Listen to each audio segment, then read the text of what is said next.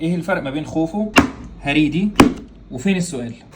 في خوفو الهدف الاساسي انك تتفادى كارت هتتحنط هنا، لانك لو سحبته بتخسر اللعبه. كل الكروت التانيه بقى هي ادوات بتخليك تتفادى كارت هتتحنط هنا عشان تحنط صحابك الاول. في هريدي الهدف ان انت تخلص كروتك قبل اي حد. كل واحد بيمسك مجموعه من الكروت كده، والهدف ان انت تلعب الكارت بتاعك على اللون الصح او على اوتفيت تانية لو اللون مختلف. كسبان هو اول واحد بيخلص ورقه.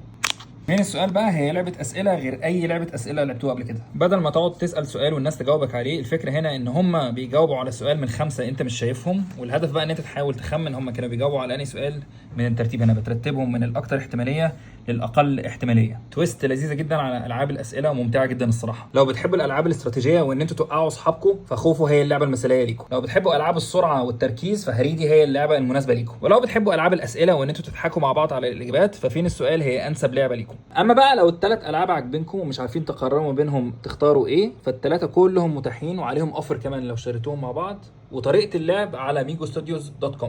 لايك الفيديو واعملوا فولو لو حابين تشوفوا العاب اكتر من النوع ده.